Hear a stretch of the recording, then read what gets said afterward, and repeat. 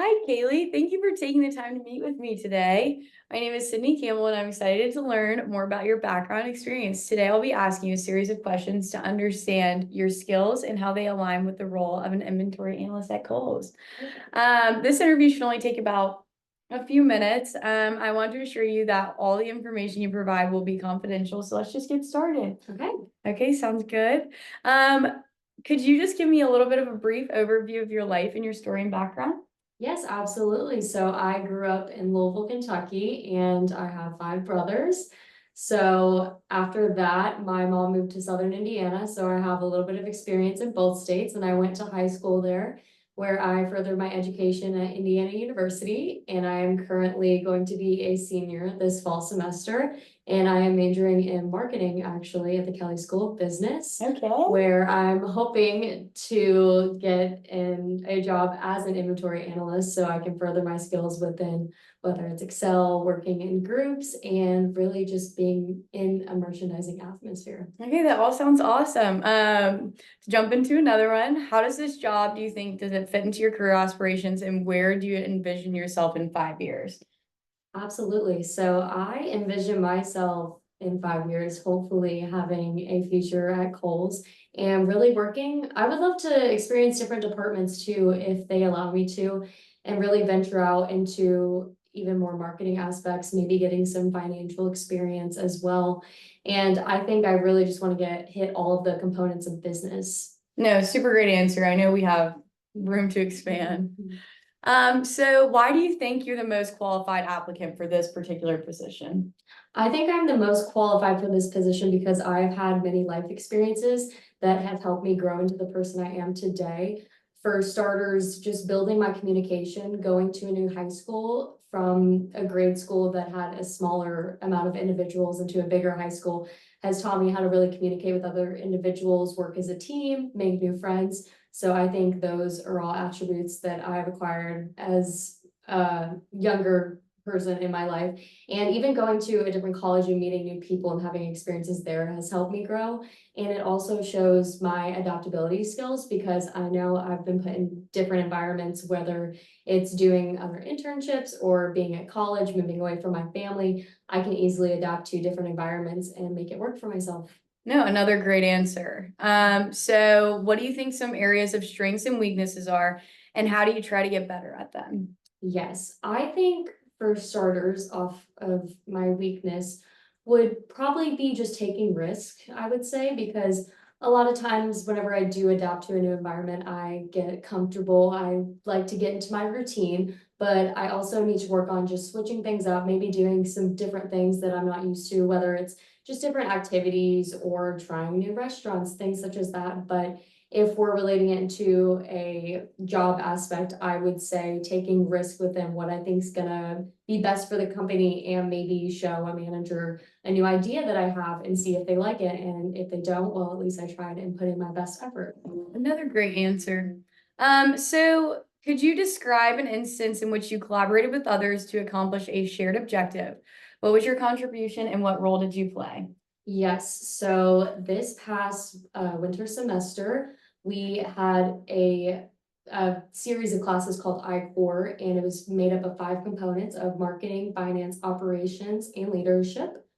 I think that was all of them. And we all got put into a random group with other individuals who had all different majors, and we were supposed to do a case project on a company for a home alarm system. And we had to figure out just all the different components of business of how they should market well, if their financials are good enough to use your marketing strategy, as well as the operations involved with it and how you're going to distribute it to customers and just the HR department if you need to bring in more workers and such. So my part in it was the marketing aspect of it. So I figured out which cost strategy they wanted to use to implement, if whether it was a high-low, which we initially introduced just to show that the home alarm system was reliable. And once more people got into it, we wanted to lower the cost as the population grew. So we all collaborated with the other aspects as financials and operations, and we put our analysis together to make it work and all equal parts fit to make it make sense so the home alarm system could reach its full potential. Okay, great. Another great answer. I know I'm kind of drilling you with questions, but can you give me an example of a period when you were employed or when you employed data analysis to enhance a procedure or find a solution to an issue? Yes, so I recently took a data of marketing analysis class, and we used an application called SPSS. So Okay, we got a group of data filled with, whether it was a retail store, and there was a part of the retail store that was also a bargain store. So we wanted to see which store consumers were more likely to grasp to. So we did a crosstabs analysis to see how many people were going to one store and how many people were going to other store to determine the popularity of each and which one would be better moving forward on. okay, another great answer. Could you tell me about a project in which results were greatly influenced by your attention to detail? Yes, a project that I did actually was I had a business presentations class, Okay, and we had to basically create an invention that we think would be good and sort of market it out to our classmates. okay, So I chose to do a clothing truck, so it could be parked in different areas in a bigger city, so more people could, most of the traffic would drive by and people would see it, be interested. And I created a whole PowerPoint presentation on it and really detailed what would be inside of the truck, what type of clothes, depending on the season it would be, and how much they would sell it for. super awesome. Okay, so another one, how do you make sure that everyone in your team communicates well, particularly when handling complex data? Yes, I kind of try and start with an icebreaker to get to know everybody, just ask whether it's their hometowns or what they like to do for fun, just Absolutely. to create some comfortability. And then I just kind of I like to take a leadership role and kind of make sure everybody breaks into parts what they're doing equally so we can all work on it together, and also create, whether it's a text group chat or something, to keep everybody informed and make sure that we're all up to date on what we're doing, as well as consistent meetings to make sure we can see our progress and track it and see, especially with data, it may be difficult. So if anybody has questions, we can also ask outside of meetings Okay. and make sure everybody stays on pace. I think those are great techniques. Could you give me, last question, sorry. Can you give Mhm. me an example of a difficult issue you ran into at work and how you handled it?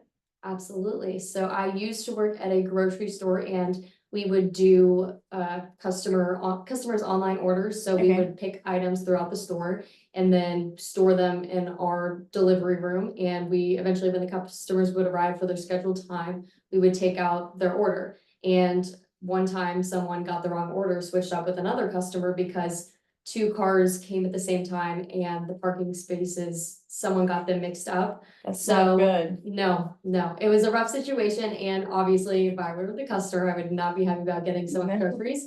I don't think I would either. No, we had to call both customers back and apologize, give them a coupon for their next order, and allow them to switch their items together, which I'm sure they weren't happy about making the drive again, but they would want their own groceries. Absolutely. So we compensated them with a coupon too for their next order, so we could help the situation and diffuse it so we couldn't lose customers. And that is how I handled the situation. Okay, well, awesome. It sounds like you were able to handle a difficult issue really well.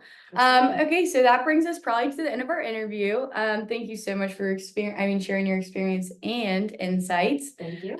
Before we wrap up, is there anything else you would like to know or questions you have for me? Because moving forward, we'll review all of our candidates that we've interviewed. And the next step within the 2 weeks. It was great to meet you, though. Thank you again for your Thank time. you. Thank you so much.